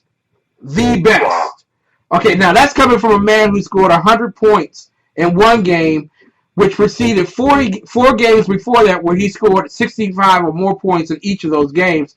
We talk about one of the all-time great NBA players and ABA players, Wilt Chamberlain, who also spent a year with the Harlem Globetrotters. And him to say that's just, it's immense. Better than Michael Jordan, better than Kobe Bryant, Meadowlark Lemon. And just one of the greatest men that you could ever stand next to. Not perfect. No one's saying perfect. I'm not saying that. But he was one of the great men who understood his relationship with God, and it came at a wonderful time in his life where he was able to lead others to Christ as well. I want to go to one other segue real quick, and that's you've been to Jamaica, my friend. And I know you were probably lying on the beach, looking at the girlies and everything, and just relaxing with your mint julep or whatever, and just relax and have a great time. Can you tell everybody what happened really in Jamaica? Yeah, it was a Jamaican rum and punch. Let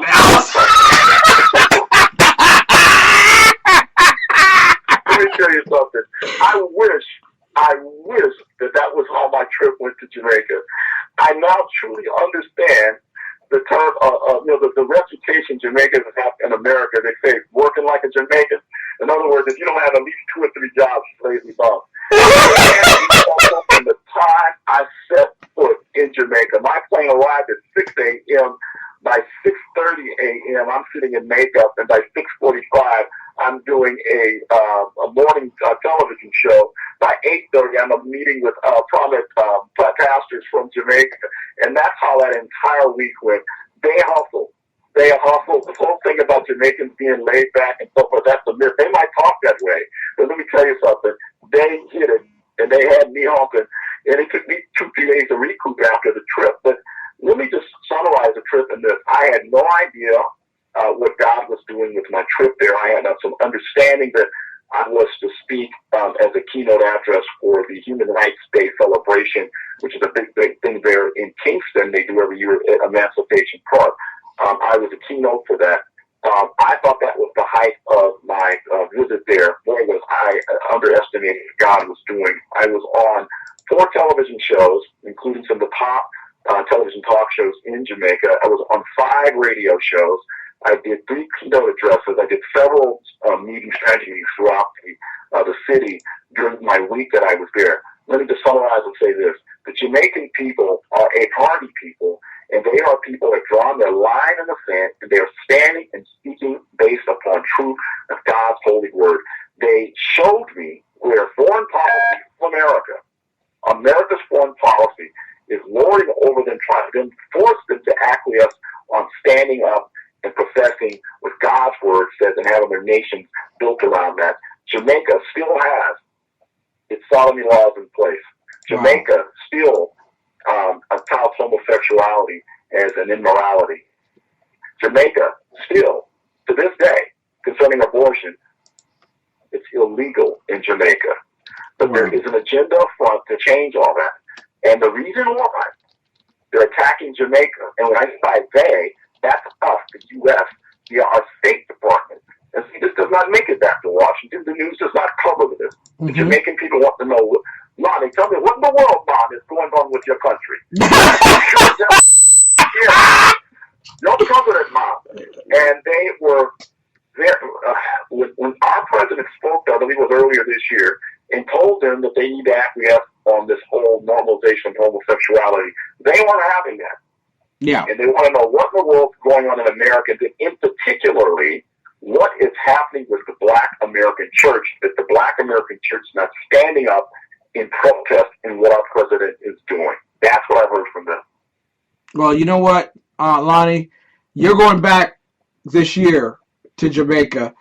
And I thought it was an embarrassment that we have to defend not only Christianity, conservatism, capitalism, but we have to defend ourselves against our own president and having to teach them the very same thing. I want to go back with you, and I want to let them know that you're not the only one representing. There are more of us out here that believe in Christ Jesus and what he believed, and that our nation needs to change in order to be a better light to the world. So whatever that is, sir, I want to go back with you. Brother, you are on the short list, and I will keep you posted. Okay, that's a reference to me in the NBA, isn't it?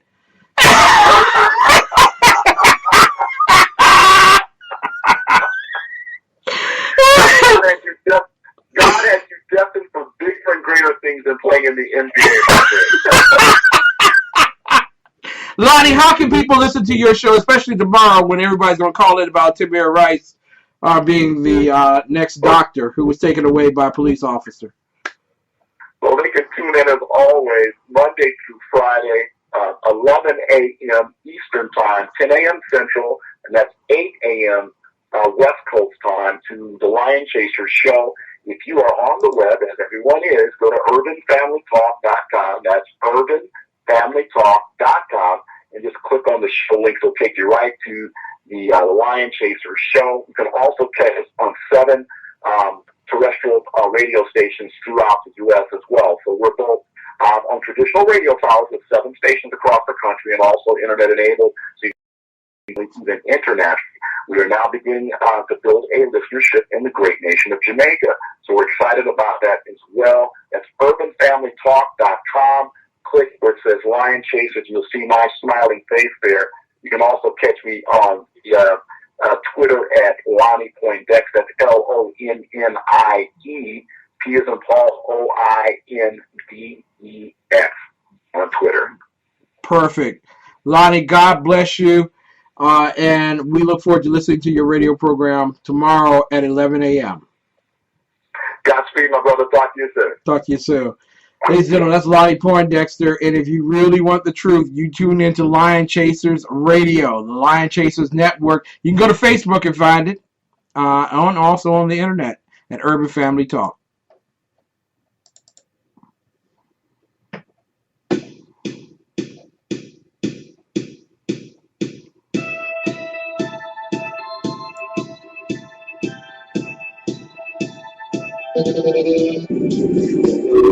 Hey, it's Jersey Joe.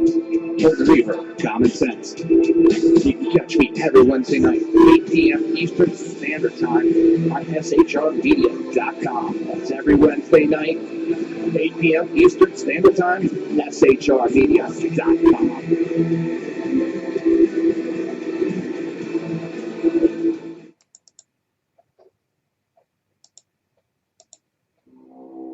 In a world controlled by corrupt politicians, You got a business. You didn't build that. a team of ordinary men emerge from the ashes to give voice to the voiceless and hope to the hopeless. Sackhead Sean, Dude, I'm not saying capitalist. Sackhead Clint, All good friends of ours usually show up drunk. also starring Socko as the producer. I'm a little bit drunk, 'cause I'm drinking.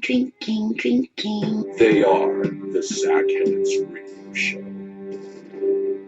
Every Wednesday at 8 p.m. Pacific on SHRmedia.com.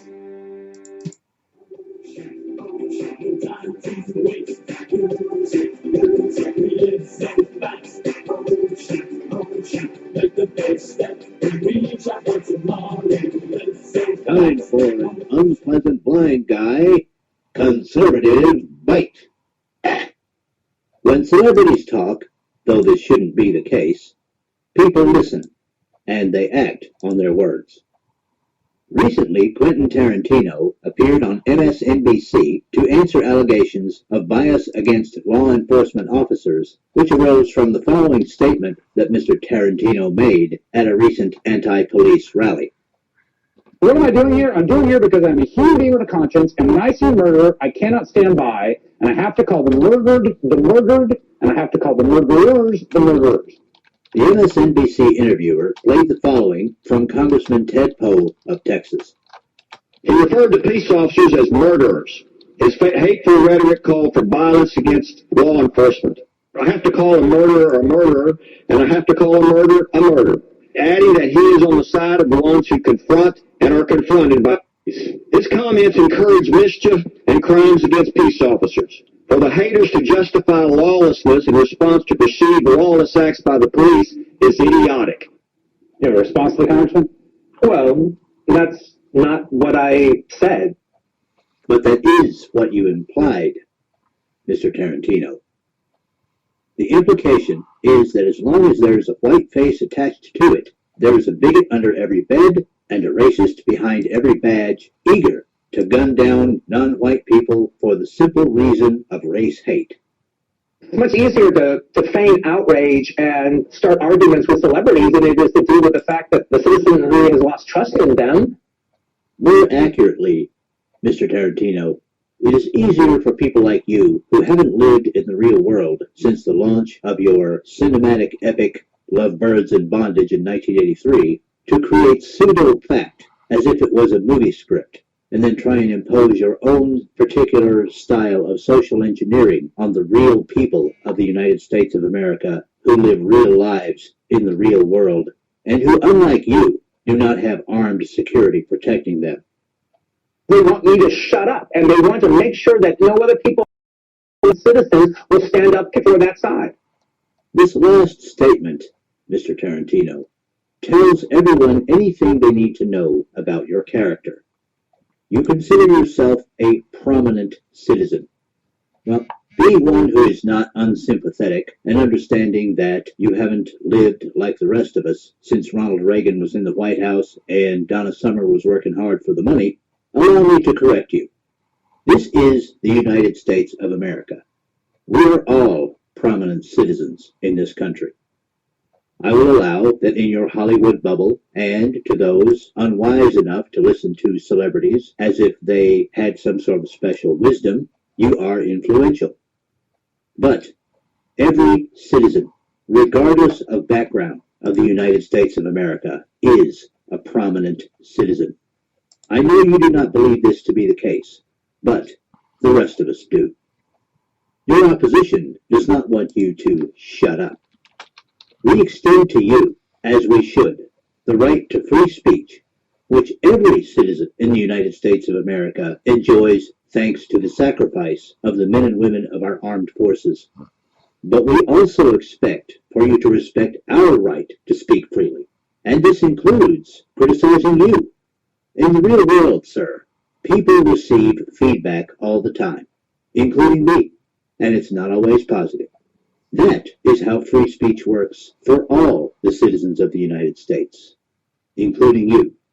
They're going to read what I said. They'll watch this show. They'll hear what I have to say. And I think they'll make up their own mind, and we'll see what happens. We certainly will.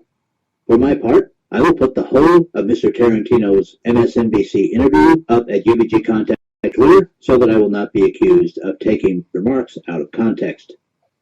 Mr. Tarantino, this may be difficult for you to believe, but it is not hyperbole when I say that all over the United States of America, right now, good law enforcement officers who treat everyone equally go on watch, knowing that people like you have helped to influence some people that it is not only acceptable for them to commit crimes, but it is acceptable for them to resist law enforcement even to the point of deadly force rather than be apprehended for those crimes. Some of those people are armed, some are not armed. Mr. Tarantino, it is the duty of law enforcement officers to protect and to serve. If you wish to make the situation better, sir, might I suggest that you begin producing movies that do not make the commission of crimes look cool. Might I suggest that you begin supporting things like the Open Heart Closed Case campaign. Might I suggest that you familiarize yourself with the cases of such people as Sharnice Milton, Millie Sherrod, and Cecil Mills. Might I suggest that while you highlight cases that you believe portray law enforcement officers as murderers, You step up and address the problem of black-on-black crime. Mr. Tarantino, you can do a lot of good with your influence, and your words can do a lot of harm. But whatever happens, you can rest assured that police protection will always be there, even for people like you, Mr. Tarantino. This has been an Unpleasant Blind Guy Conservative Fight.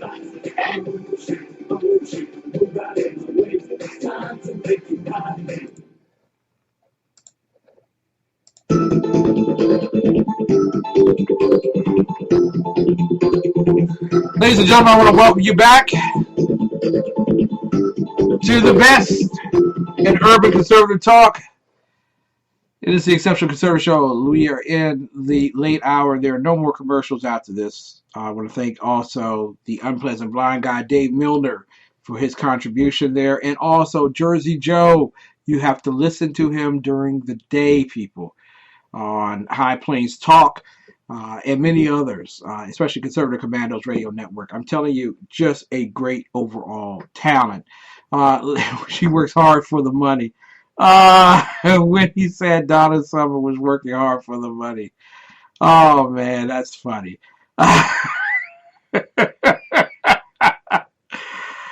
Ladies and gentlemen, you know for a fact the Open Heart Closed Case campaign has garnered a great deal of national attention. Well, we're about to do something very special. We hope that you will be a part of, without a shadow of a doubt. We just put out this release this afternoon, but we will be marching in the Martin Luther King Day Parade in Washington, D.C. on January 18th, 2016. We will be in the Assembly for the Peace Walk beginning at 9:30 a.m. And we would like for you to join us. You come from around the world. It doesn't matter. It doesn't matter. But I'm looking for 40 strong Christian men to hold the crosses that represent the unsolved homicides that we had at the time of my daughter's death. 40. That number almost tripled this year, if it hasn't. We've had almost 157 deaths that I know of, and the majority of those deaths have gone unresolved or unsolved. And so we want you to be a part of it. And let me just go here real quick. Shonda Smith, who is the CEO of Murder Mistaken, who will not be able to attend the march, said, "Hey, family, we need your support. And yes, you can march in the MLK parade and represent our fallen soldiers. How many more have to die, including mine and yours, before you actually stand together to resolve it? Amen. You're always talking about black-on-black crimes here in the nation's capital. I challenge you to put on your marching shoes and join others to let them know we are not going to keep taking it lying down.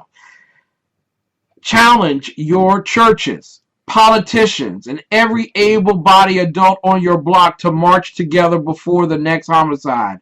Amen. Are you willing to carry the cross? Amen." Ladies and gentlemen, it takes 6 to carry a coffin. It only takes 1 to carry a cross. We ask that you join us in this march. Again, Monday, January 18th, 2016 at 9:30 a.m. Be there. Go to our Facebook page at Open Heart Closed Case for more details. Ladies and gentlemen, it is tough being an American citizen. It really is. As great as we are just such a great nation, just a wonderful nation. Why would you not want to be a citizen? Well, part of the problem with being a citizen is that citizenship is expensive. It is quite involved, and with a lot of paperwork. And then there is a civics test. But let me just explain to you how to become a citizen of the United States of America. If you meet certain requirements, you become a U.S. citizen either at birth or after birth. So if you're born here, ta-da, you're an American citizen, which is why a lot of individuals are angry with the Mandarin culture that seems to anchor their babies, and also the Mexican American well, Mexican culture that anchors its babies, and everyone seems to just anchor babies here. So birth is very poignant. But if you don't do it at birth, our founding fathers understood, even amongst them, that they too would be held to a standard of birth, right? And they extended that to naturalization. Now, maybe later on this week, when we continue on our conversation regarding citizenship, what an apt time to do it, since everybody's talking about Ted Cruz. Give me the days of Obama when birth didn't even matter. But in terms of citizenship at birth, you must have been born in the United States or certain territories or outlying possessions of the United States and subject to the jurisdiction of the United States, or had a parent or parents who were citizens at the time of your birth. Now remember now, it says parent or parents. Doesn't have to be both. Only needs one. Birth if you were born abroad and meet the requirements. To become a citizen after birth, however, is very time-consuming and expensive. You apply for derived or acquired citizenship through your parents. Now, this trips me out. It really did. This is how you can get citizenship through your parents. Okay, citizenship at birth for children born outside the U.S. and its territories. There are two general ways to obtain citizenship through U.S. citizen parents. One at birth and one after birth, but before the age of 18. Before the age of 18.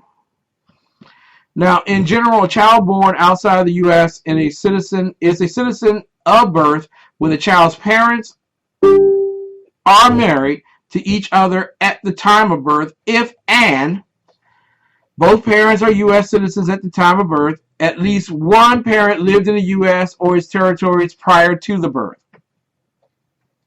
One parent is a U.S. citizen at the time of birth, and the birth date is on or after November 14, 1986.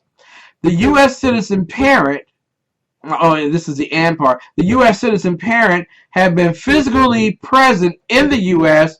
or its territories for a period of at least 5 years at some time in his or her life prior to the birth, at which at least 2 years were after his or her 14th birthday. See, this is really getting involved, isn't it? If the U.S. citizen parent spent time abroad in any of the following three capacities, this can also be counted towards the physical presence requirement.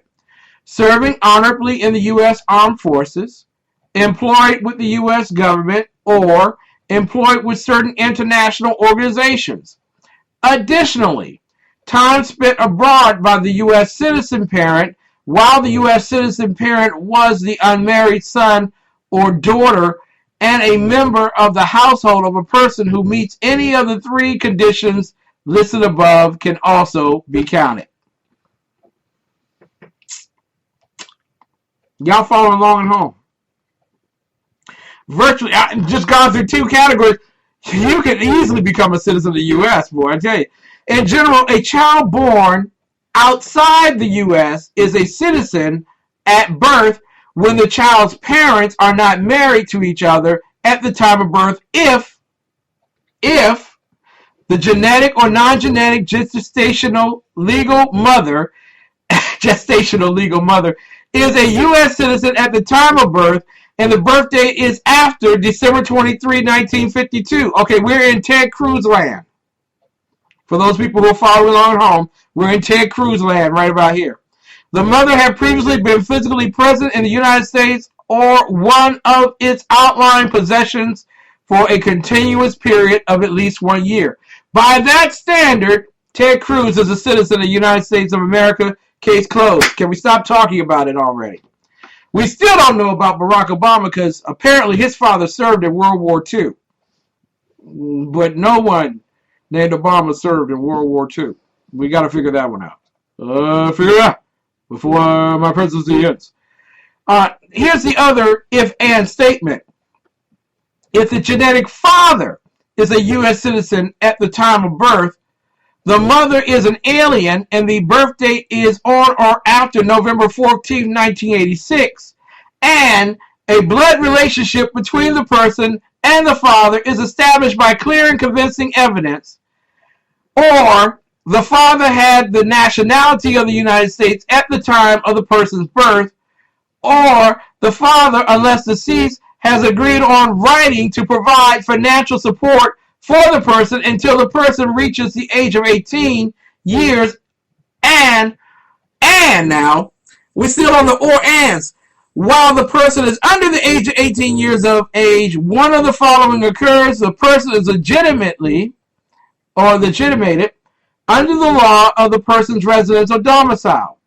The father acknowledges paternity of the person in writing under oath.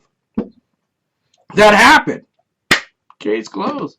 The paternity of the person is established by adjudication of a competent court. And, oh man, there's more.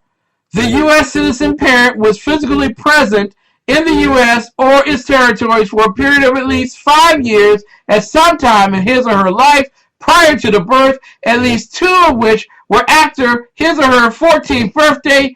If the U.S. citizen parent spent time abroad in any of the following 3 capacities, this can also be counted towards a physical presence requirement: serving honorably in the U.S. Armed Forces, employed with the U.S. government, or employed with certain international organizations. Additionally, time spent abroad by the U.S. citizen parent while the U.S. citizen parent was the unmarried son or daughter and a member of the household of a person who meets any of the 3 conditions listed above can also be counted. I hope y'all follow along at home, because I'm trying to figure out how do we explain that to people who are coming into this country. I'm at a loss already. For us, it's very easy to say you're either born here or you're born to somebody who lived here. That's very easy. But your immigration laws are being convoluted to such an immense portion that not only do you have to pay an amount, we're going to get into this in greater detail tomorrow night. I'm just going to have to do it. I've got to skip what I was going to do tomorrow night. But we're going to do it. And we'll be doing it from Wilmington, North Carolina. We'll be on the beaches of North Carolina for the rest of this particular week. And you will be with us. And we will have a little rest, a little relaxation. And we will go over immigration. Oh, man. There's a lot to this. And you're forcing, if you're wealthy enough to get into this country, and there's a way to buy your way into this country, we'll talk about that with the E1 and EB visas. But if you don't have that kind of wealth, you're going through all of this right here, this is just for citizens. We're not even talking about naturalization yet. This is citizenship. These are people who are born here, who are having babies. We got to figure out if you're really a U.S. citizen. You almost need a lawyer. So after you spent $30,000 being bundled up in here and driven across the border by some little Diego who takes your money and runs, bam, here you better have brought a lawyer with you. And this is just for citizenship. We're not even talking about naturalization yet. Automatic U.S. citizenship after birth, but before the age of 18. Wow, we got that's a lot there. There's a lot. When it says "and," it means all of the above. No, not the way it's lined out. Not the way it's lined out. It's a if and. It's a clause if and. Yeah, I know. I understand what you're trying to say, but. Now, Ted Cruz is legal. That's what I'm trying to tell you. For all those citizenship people, Ted Cruz is legal. But here we go. This is automatic U.S. citizenship after birth, but before the age of 18. Did you know that there was such a thing? Here it is. A child born outside the U.S. is a citizen after birth if, here's the first if, the child was under 18 or not yet born on February 27, 2001. At least one parent is a U.S. citizen. The child is currently under 18 and residing in the U.S. in the legal and physical custody of the U.S. citizen parent pursuant to lawful admission for permanent residence. Here's the other if. If the child was under 18 from December 24, 1952 to February 25, 2001, the child was residing as a green card holder in the U.S. and both parents naturalized before the child's 18th birthday, or, here they go, if one parent died, that the surviving parent naturalized before the child turned 18. Or, if the parents legally separated, that the parent maintaining legal and physical custody naturalized before the child turned 18.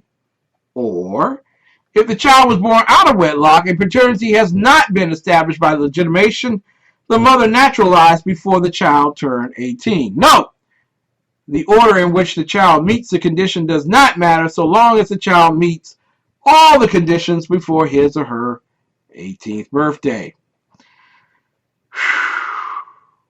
Here's adoption. The child was adopted by a U.S. parent, U.S. citizen parent. If that happened, and the child resides legally in the U.S. in the legal and physical custody of the U.S. citizen parent and meets the following conditions after February 27, 2001, but before his or her 18th birthday. The adoptive parent adopted the child before his or her 16th birthday, or in some cases 18th birthday, and had legal custody of the child and resided with the child for at least 2 years. That reminds me of a Hollywood director named Woody Allen. Oh, I'm sorry. Or the child was admitted to the United States as an orphan, IR3, that's the IR3 grouping, or convention adoptee, IH3, whose adoption by his or her U.S. citizen parents were fully completed abroad, or the child was admitted to the United States as an orphan, IR4, or convention adoptee, IH4, who was coming to the United States to be adopted, and the child's adoptive parents completed the adoption before his or her 18th birthday. If you understood all of that, then you get the fun pleasure of filling out Form N600. It's for your naturalization.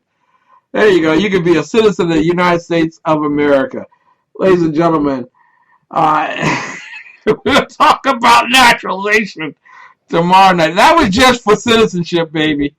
That's citizenship through your parents. We will talk tomorrow night about applying for naturalization, and you will be surprised about how much people have to pay to do this stuff, to be an American citizen. We haven't even done the test. It's a whole lot of stuff. We'll be talking about immigration this week. And quite frankly, you need to know all about immigration and why the real problem with immigration is a legal one and a political one. It's not necessarily that Americans hate immigrants.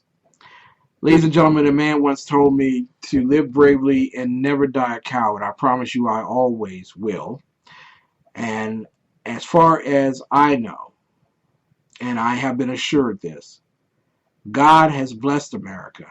Now it's time for America to bless God. I want to thank everybody for tuning in tonight, and we look forward to you coming back tomorrow night as we continue our exploration of immigration.